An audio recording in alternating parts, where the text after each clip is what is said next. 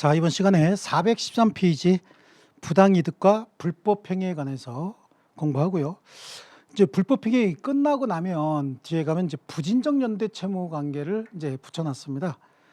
보통 이제 부진적 연대 채무 관계다라고 할 때 불법행위로 인한 손해배상 채무가 부진적 연대 채무 관계로 많이 나타나죠. 그래서 우리 시험에 여태까지 출제된 상황을 보면 공동 불법행위로 인해서 생긴 책임을 부담하는 부진적 연대 채무 관계로 주로 사례가 나왔습니다.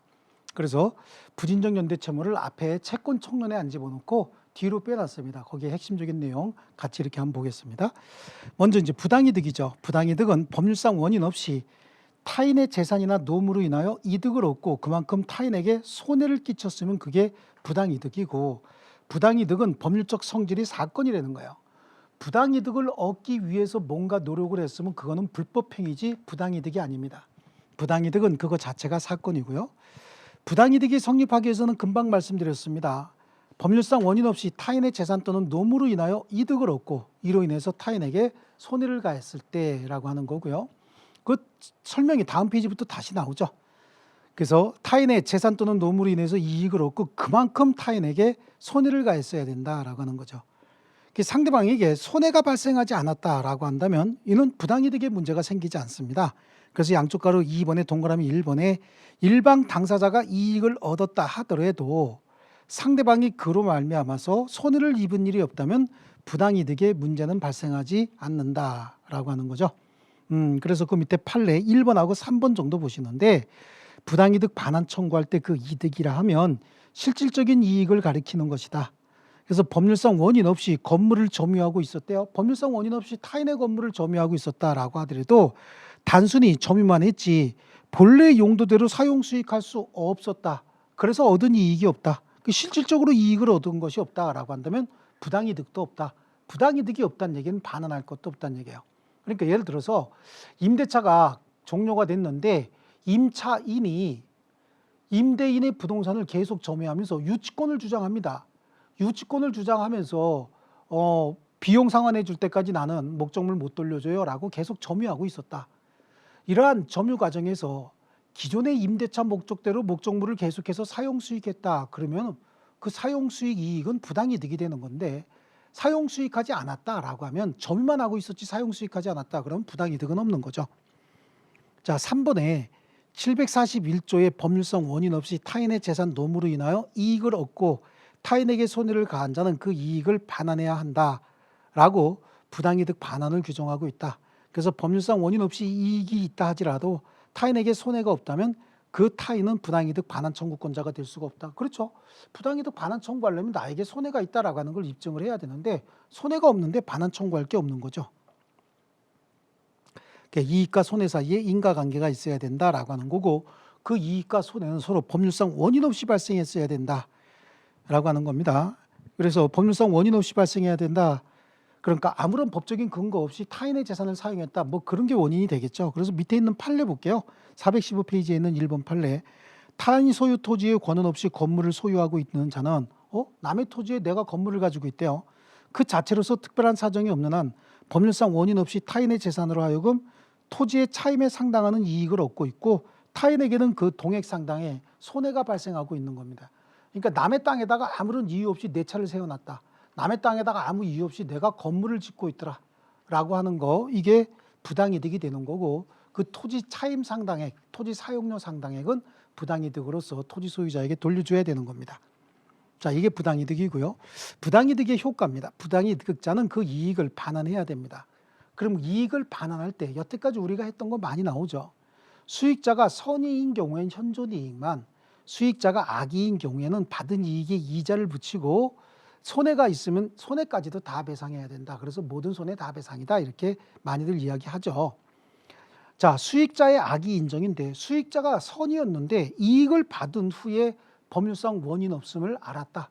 그럼 이익을 받고 난 후에 법률상 원인 없음을 알았다. 그럼 안 때부터 이제 악의의 수익자로서 이익을 반환해야 된다. 그러니까 모르고 이익을 받을 때까지는 이익을 돌려줄 때 모르고 받은 이익까지는 현존 이익만 주지만 그 이후 원인 없음을 알게 된 이후부터는 받은 이익에 이자 손해 있으면 손해까지 다 붙여줘야 된다.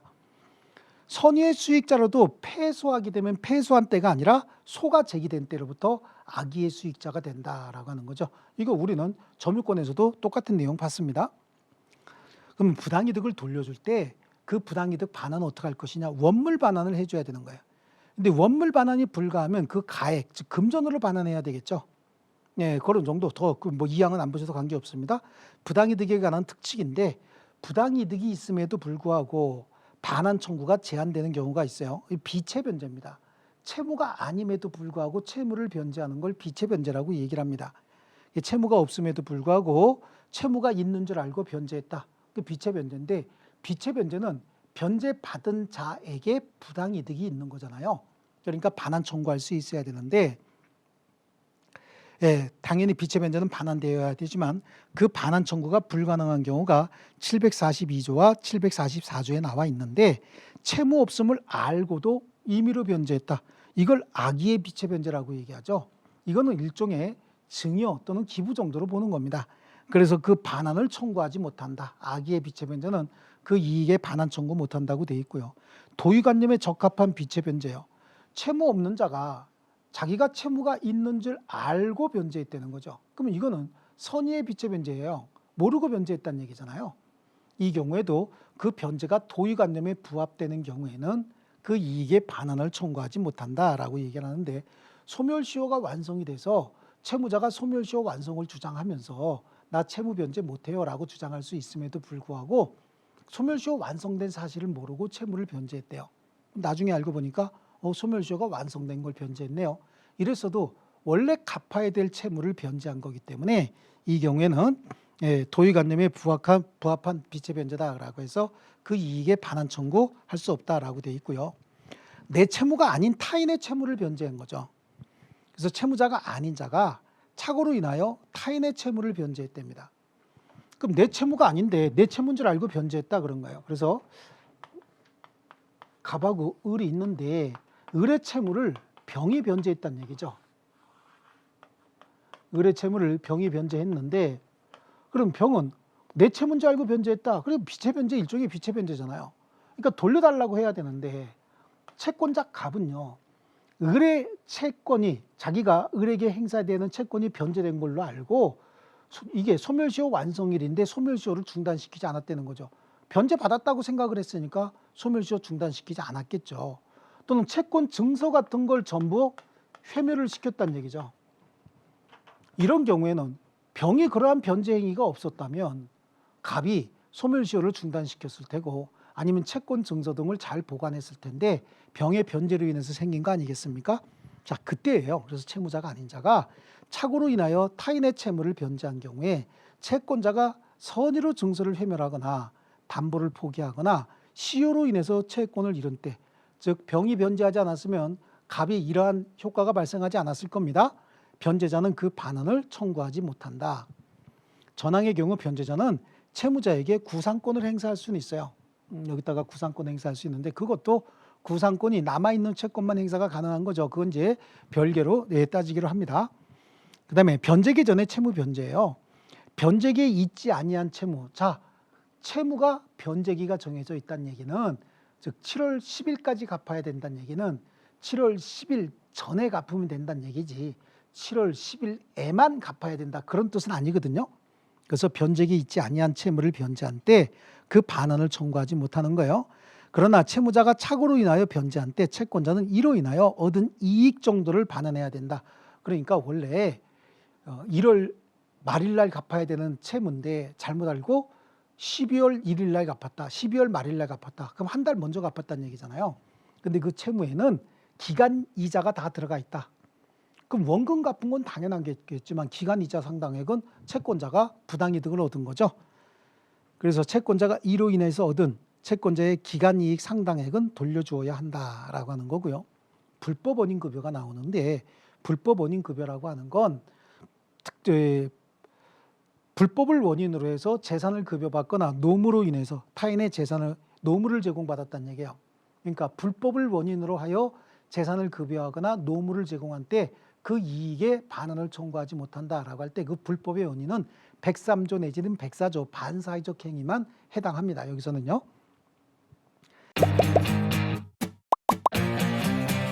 에듀윌 유료 회원만의 남다른 서비스.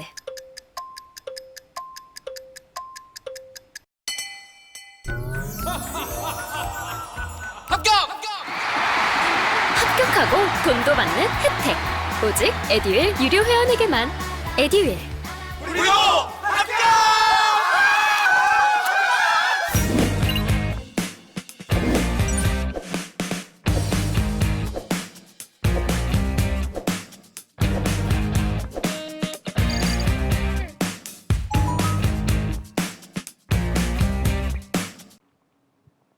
그래서 불법의 원인으로 인하여 재산을 급여하거나 노무를 제공한 때 그 이익의 반환을 청구하지 못한다.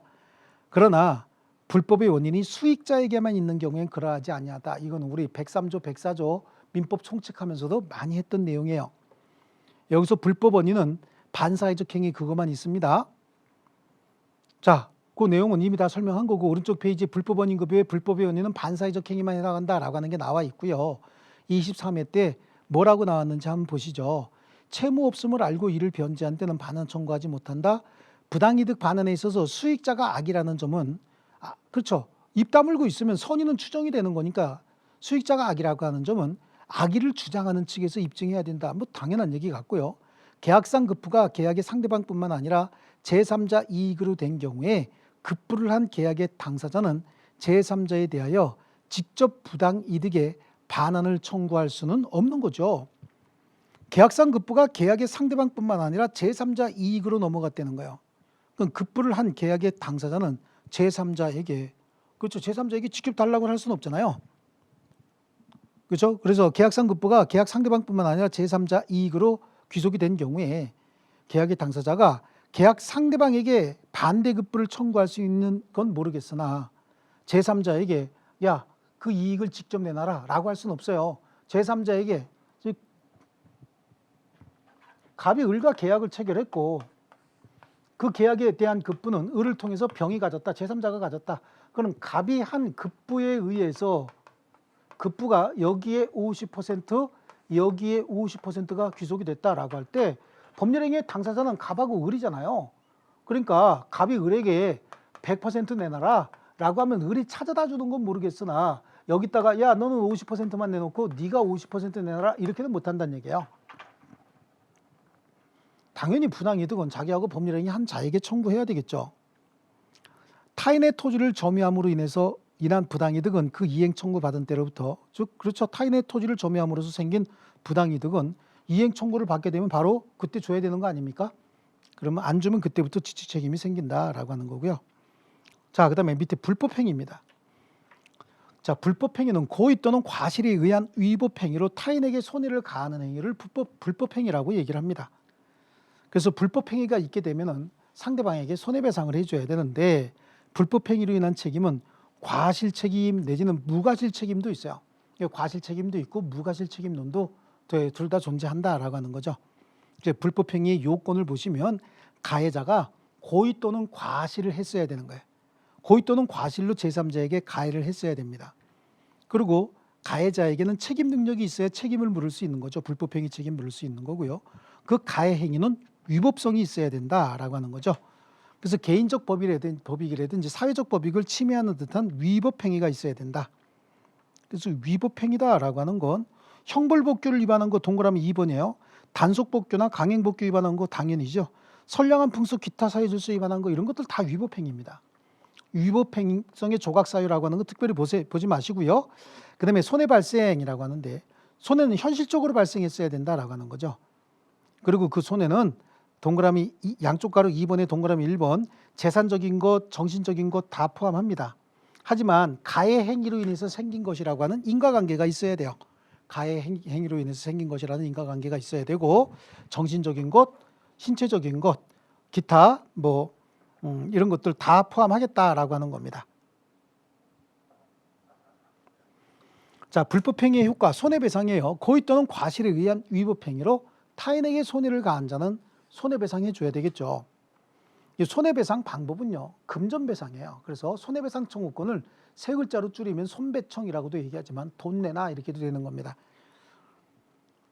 자, 그래서 불법행위로 인한 손해배상이 준용이 되는데 금전배상이 원칙이고 일시금 배상이 원칙이지만 정기금, 정기금으로 일정 금액으로 나눠서도 배상할 수도 있다라고 하는 거죠.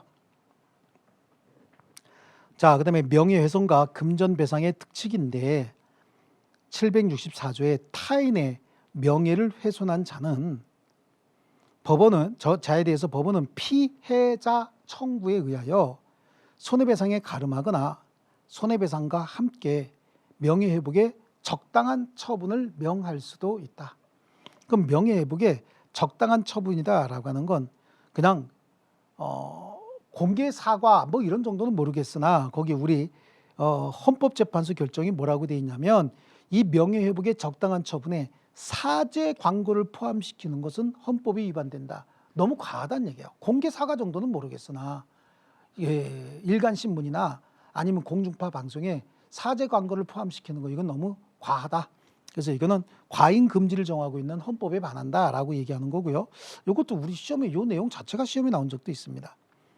재산 이외의 손해배상인데 정신적 고통, 생명 침해에 대한 손해배상인데 타인의 신체, 자유 또는 명예를 해하거나 기타 정신상 고통을 가한 자는 재산 이외의 손해에 대해서도 배상할 책임이 있다. 법원은 전항의 손해배상을 정기금 채무로 지급할 것을 명할 수 있고 그러면 지금 다 갚아라가 아니라 예를 들어서 3년에 걸쳐서 일정 금액씩 갚아라라고 정했다는 얘기예요. 그럼 3년 동안 잘 성실하게 갚을지 안 갚을지 잘 모르니까 그 대신 그에 상당하는 담보를 제공해라라고 명할 수도 있어요. 생명침해로 인한 위자료입니다. 타인의 생명을 해한 자는 피해자의 직계존속, 직계비속 및 배우자에 대하여 재산상 손해가 없는 경우에도 손해배상 책임이 있다. 그래요. 생명을 해했으니까 생명침해에 대해서는 다른 재산상 손해가 없어도 생명침해 자체에 대해서 손해배상해 줘야 된다. 누구에게 직계존속이나 직계비속 배우자에 대해서 손해배상 책임이 있다는 얘기고요. 손해배상의 청구권자는 누굴까? 그래서요. 423페이지의 청구권자는 자연인, 법인, 비법인 사단 및 재단, 그다음에 태아 다 손해배상 청구권자가 돼요. 그래서 762조에 보니까 태아는 손해배상 청구에 관해서는 이미 출생한 것으로 본다. 그럼 이 손해배상 청구권도 일종의 채권 아닙니까? 그러니까 손해배상 청구권도 양도 또는 상속할 수 있어요. 이때 손해배상의 범위예요. 가해 행위와 상당 인과관계에 있는 모든 손해를 배상해야 됩니다. 그리고 배상액은 특별한 사정이 있으면 경감 사유로 삼을 수도 있는데 거기 본장 규정에 의한 배상 의무자는 손해가 고의 또는 중대한 과실에 의한 것이 아니고 그 배상으로 인해서 배상자 생계에 그러니까 고의 또는 중대한 과실에 의한 것이 아니라는 게 전제가 돼야 되는 거예요.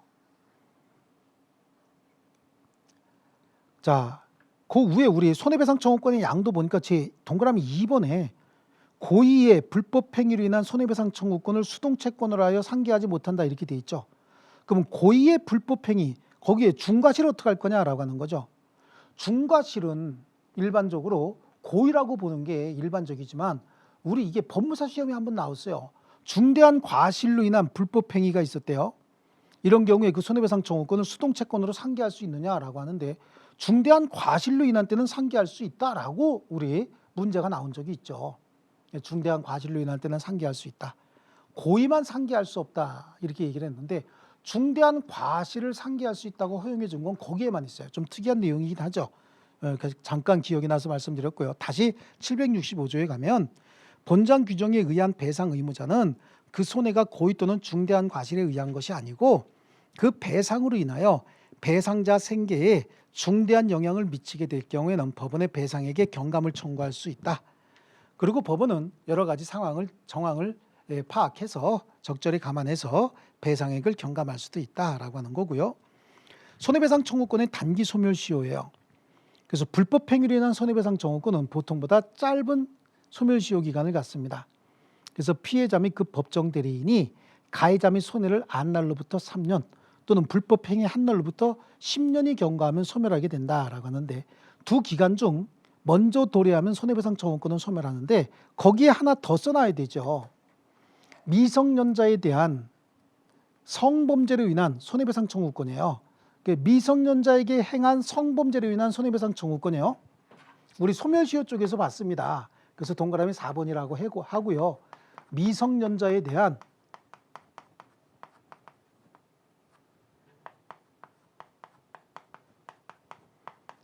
성범죄로 인한 손해배상 청구권이에요.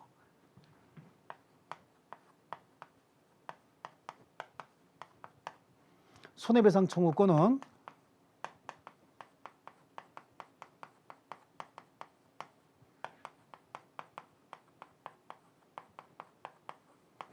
미성년자가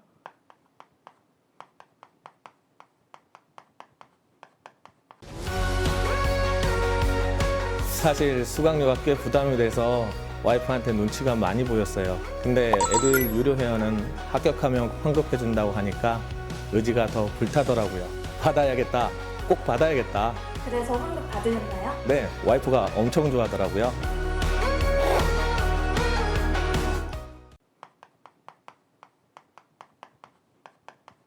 성년자가 되기 전까지는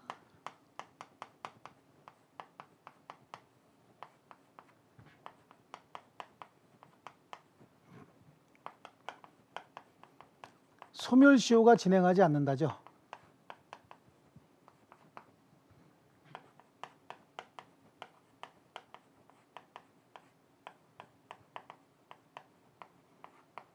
그래서 미성년자에 대한 성범죄로 인한 손해배상 청구권, 미성년자가 그 성범죄를 한 자에게 손해배상 청구권 얘기하는 거예요. 그건 미성년자가 성년자가 되기 전에는 소멸시효가 그렇죠. 소멸시효가 진행하지 않는다라고 하는 내용 좀 하나 더 좀 써놓으실게요. 자, 이게 11월 20일인가요? 10월 20일인가요? 이때 민법이 하나 개정이 된 게 있습니다. 그래서 얼마 안 된 따끈따끈한 거고, 뭐 여러분 시험에 나올 가능성 굉장히 높겠죠. 요거는 이제 민법 총칙의 소멸시효 기산점에서 나올 가능성이 더 높습니다. 자, 그리고 다음 페이지 보시면 불법 행위로 인한 손해배상 청구권의 산정 기준이다라고 할 때는 두 번째 판례예요. 이거 앞에 첫권 총론에서 보기는 했는데요. 불법 행위로 인한 손해배상 채무의 지연 손해금의 기산일은 불법 행위 성립일로부터 기산한다는 얘기예요. 지연 손해금의 기산일은요. 그러니까 지연 손해금, 지연이자는 불법 행위 성립한 날로부터 이자 가산해서 변제할 때까지 다 갚아라 그런 얘기죠. 자, 그다음에 이번엔 특수불법 행위예요. 책임 무능력자에 대한 감독자의 책임인데요. 미성년자가 타인에게 손해를 가했다. 그럼 미성년자는 19세 미만자인데 그 행위의 책임을 변식할 지능이 없다. 그렇다는 얘기는 너무 어린 미성년자다 그런 얘기죠. 이런 경우에는 배상 책임이 없다는 겁니다. 책임지지 않는다는 얘기죠. 심신상실자의 책임 능력인데 심신상실 중에 타인에게 손해를 가한 때는 배상 책임이 없어요. 그러나 고의 또는 과실로 인하여 심신상실을 초래한 때는 그러하지 아니하다. 그러니까 만취자, 심신상실자, 약물에 취한 자, 심신상실자인데 이 사람들이 만취 또는 약물에 취한 이유가 의사의 뭐 잘못된 어떤 처방이라든지 아니면 누군가가 준 물건이 물이 아니고 술인데 아니면 이상한 약물인데 잘못 모르고 먹었다. 이 경우엔 심신상실을 스스로 초래한 게 아니지만 자기가 술 마시고 싶어서 만취 상태를 스스로 만들었다. 아니면 스스로가 뭐 마약 같은 걸 흡입했다. 이런 경우에는 보호돼서는 안 된다는 얘기죠. 이 경우에는 책임이 면제되지 않습니다. 그러면 753조나 754조와 같이 미성년자라든지 심신상실자가 책임지지 않을 경우에 누가 책임지느냐? 그래서 다른 자에게 755조에 다른 자에게 손해를 가한 사람이 미성년자라든지 심신상실자이기 때문에 책임이 없는 때는 그를 감독할 법정 의무 있는 자가 손해를 배상할 책임이 있어요. 다만 감독 의무를 게을리하지 않은 경우에는 그러하지 아니하다. 그래서요. 법정 의무 있는 자가 책임을 지는데 감독 의무를 충분히 충실히 했을 땐 또 책임을 지지 않는다. 면책 조항이 항상 있죠. 감독 의무자에 가름하여 753조 또는 754조에 따라 책임 없는 사람을 감독하는 자도 책임이 있다. 그러니까 755조 단서 규정은 755조 규정은 감독 의무 있는 자, 미성년자에 대한 법정 대리인 부모겠죠. 심신상실자를 보호하고 있는 보호자일 거예요. 이 사람들이 감독 의무자가 있는데 감독 의무를 충분히 했대요. 그래서 미성년자를 잘 교육을 시켜서 학교를 보냈다. 그럼 학교에서는 감독 의무자에 가름해서 현장에서 감독하는 사람이 있을 거 아닙니까? 선생님이나 학교 교장 선생님들이요. 이런 사람들이 책임을 지는 겁니다. 자, 두 번째는 이제 사용자 책임이죠. 756조에 타인을 사용하여 사무에 종사하게 한 자는, 법인들 얘기하는 겁니다. 회사 사장님들. 피용자가 사무집행에 관하여 제3자에게 가한 손해를 배상할 책임이 있다. 그러나 사용자가 피용자의 선임 및 사무감독에 상당한 주의를 한 때 또는 주의를 했지만 손해가 있는 때 그러하지 아니하다라고 하는 거죠. 원래 배상할 책임이 있지만 상당한 주의를 충분히 했다. 그럼 배상 책임이 없다는 얘기. 항상 이렇게 이런 경우에는 특수불법 책임에는 면책 조항이 있습니다. 전항의 경우 사용자 또는 감독자는 피용자에게 구상권 행사할 수 있다라고 하는 거죠.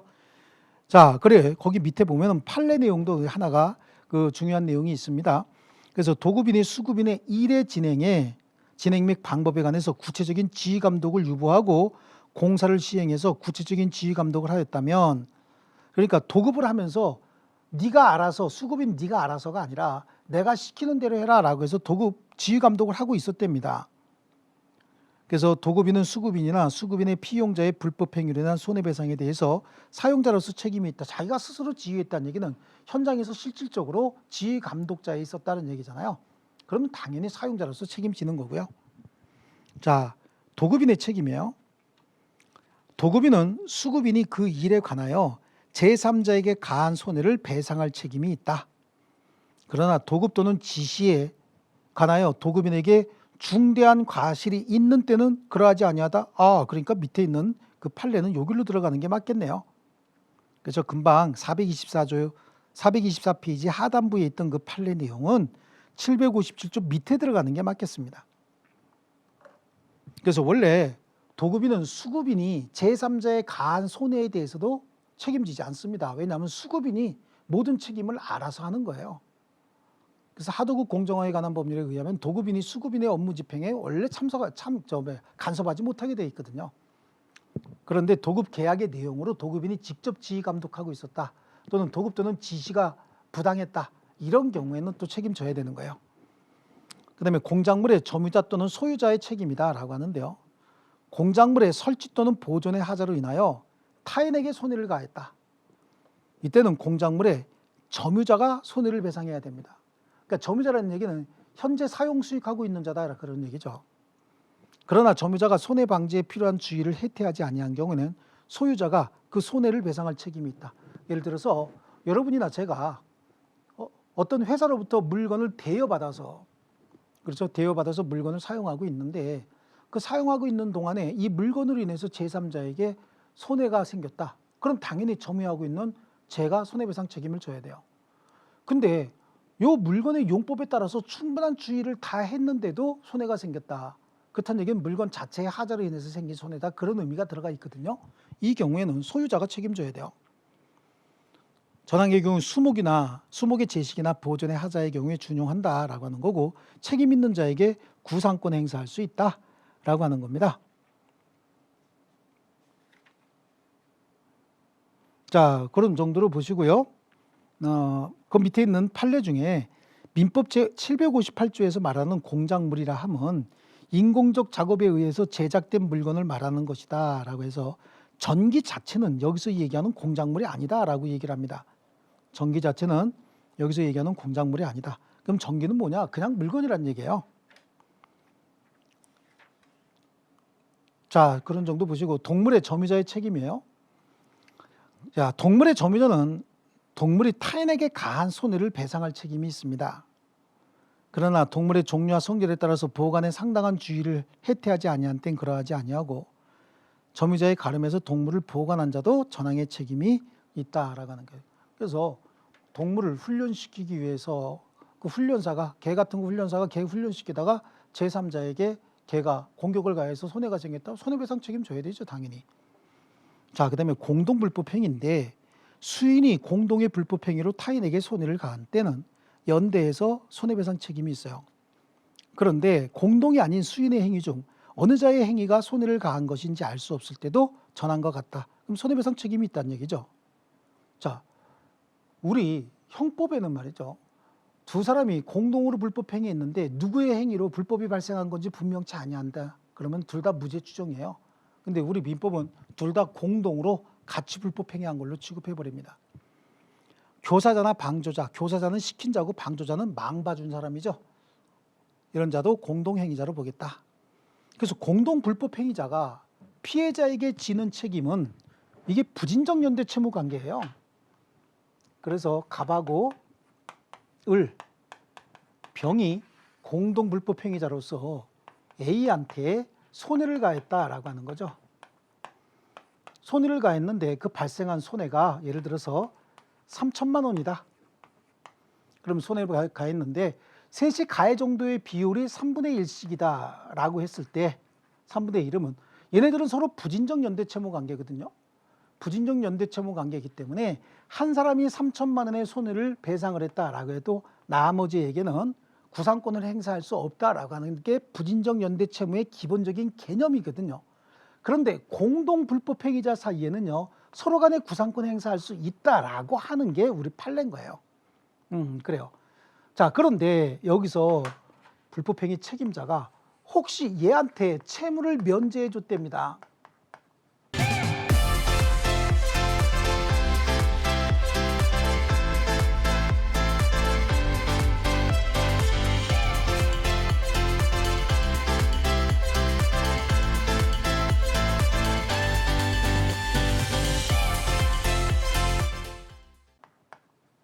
아니면 이자에 대해서는 채권의 소멸시효가 완성이 됐다 라고 하더라도 나머지에게 3천만 원 다 청구할 수 있는 거예요. 채무를 면제해 줬다든지 소멸시효가 완성이 됐다. 1인에 대한 사유는 절대적으로 다른 자에게는 영향을 미치지 않습니다. 그런데 예외적으로 공동불법행위자 중 한 사람이 채무를 변제했다는 거예요. 그 변제했다는 얘기는 재산의 출현이 있었다 그런 얘기죠. 변제했다든지 아니면 상계했다든지 아니면 대물 변제했다든지 아니면 공탁을 했다라고 하는 거죠. 그러니까 이 사람이 채무를 변제하기 위해서 3천만 원을 변제했다든지 얘하고 가지고 있던 채권에 3천만 원을 상계를 했다든지 아니면 대물 변제했다든지 공탁을 했다라고 하는 거. 이거는 재산의 출현으로 인해서 채권을 소멸하게 한 때 이 효과는 나머지에게도 모두 다 영향을 미치는 거죠. 이런 효과는 전부 얘가 했지만 여기에도 영향을 미치는 거예요. 자, 여기서 중요한 건 을이 변제를 했다 3천만 원을 그럼 나머지도 다 채무를 면하게 되는 거고 을은 갑에게 또 을은 병에게 구상권 행사할 수 있어요. 책임의 정도 비율에 따라서. 그런데 혹시 A가 갑에게 채무를 면제해 줬다라고 해서 을이나 병의 채무가 면제되는 건 아닙니다. 그래서 요거 네 개의 행위는 채무자 중 한 사람이 했다. 그럼 나머지도 다 채무를 면하게 되는 거고 그럼 이렇게 해서 재산적인 손실이 있는 사람은 얘네들에게 구상권 행사할 수 있는 거예요. 다만 혹시 부진적 연대 채무 관계 중에서 채권자 중 한 사람이 채권자가 연대 채무자 중 한 사람에게 채무를 면제해 줬다. 그럼 이 사람에게 채무를 1,000만 원 면제해 줬다라고 해서 얘네들의 채무가 줄어드느냐? 그런 거 아니란 얘기죠. 각각 채무는 각각 3천만 원, 을도 3천만 원, 병도 3천만 원 변제할 의무가 있어요. 누가 먼저 변제했다 그럼 나머지는 또 면제가 되는 거고요. 그래서 요거 그다음에 주로 많이 나오는 게 채무 면제하고 소멸시효 요거 두 개입니다. 자, 그래서 부진적 연대 채무 관계 공동불법행위자의 책임은 서로 간에 부진적 연대 채무 관계다라고 하는 거죠. 그래서 거기 니은에 보면은 피용자와 제3자가 공동불법행위자로 피해자에게 손해를 가해서 손해배상 채무를 부담하는 경우에 피용자와 제3자는 공동불법행위자로서 서로 부진적 연대 채무 관계에 있다라고 하는 거죠.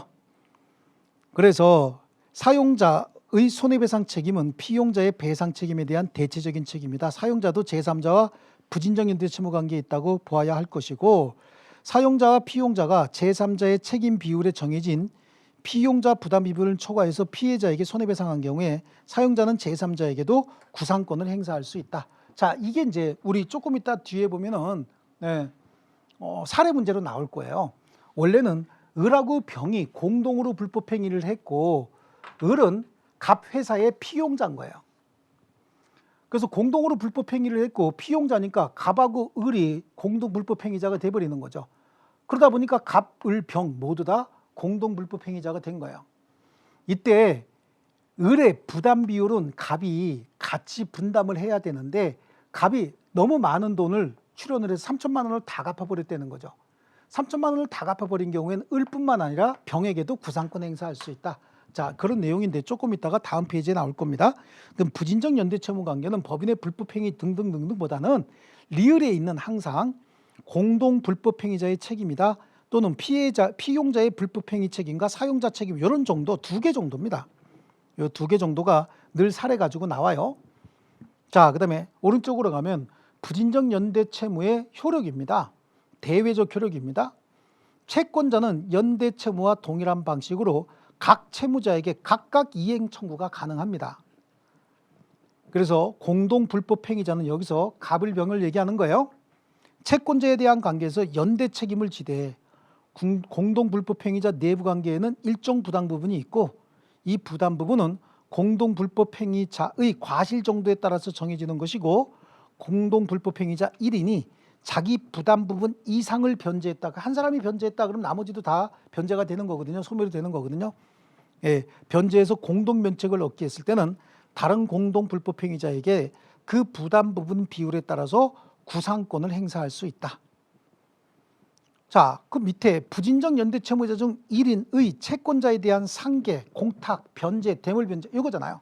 재산적인 출연이 있는 거죠. 한 사람이 얘하고 이런 일을 했다. 그럼 나머지도 이 혜택을 본다는 얘기예요. 그대로. 이 경우에는 연대 채무자 모두에게 절대적 효력이 있다. 하지만 이 4가지가 아닌 거는 주로 나오면 채무면제 아니면 소멸시효거든요. 그래서 채무면제, 소멸시효, 이행 청구 등등은 다른 연대 채무자에게는 아무런 연대 효력을 미치지 않는다. 그래서 대내적 관계는 구상권이 있다라고 해서 앞에 우리 판례에서 이미 확인을 했습니다. 자, 그런 정도 보시고 넘겨보십니다. 넘겨보시고 그 부진적 연대 채무자 1인의 채무자에 대한 생긴 사유의 효력이다. 이미 설명을 했어요. 이미 설명을 했으니까 요 내용 이상이 아니고 그러면 오른쪽 페이지에 있는 문제를 한번 풀어보시죠. 갑 회사에 근무하는 을은 갑의 관리감독 부실을 이용해서 그 직무와 관련돼서 제3자 병과 공동으로 정을 상대로 불법행위를 했다라고 하는 거죠. 실제 불법행위는 을과 병이 정을 상대로 불법행위를 했다는 얘기예요. 정을 상대로 불법행위를 했고 그로 인해서 정에게 1억 원의 손해가 생겼다. 이에 관한 설명으로 옳지 않은 것은 그랬습니다.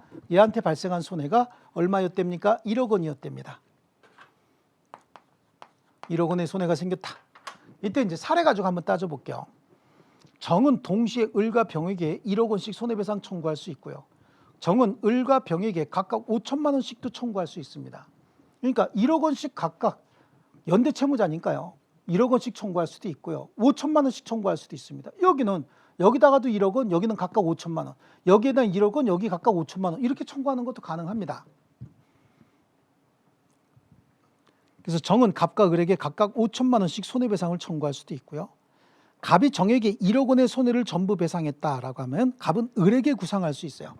을에게 구상할 수도 있지만 비율에 따라서 병 너도 손해배상해라라고 해서 너도 내가 변제한 부분 변상해라라고 해서 구상권 병에게도 구상권 행사할 수 있거든요. 만약에 갑이 정이 병에게 손해배상 채무 중 5만 원을 면제해 줬다. 그러면 정은 을에게 5천만 원 한도로 손해배상 청구할 수 있다. 아니에요.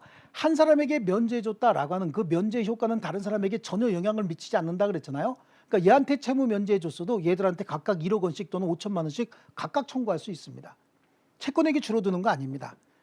소멸시효가 완성이 됐다. 그래도 다른 사람 채권액이 줄어드는 거 아닙니다.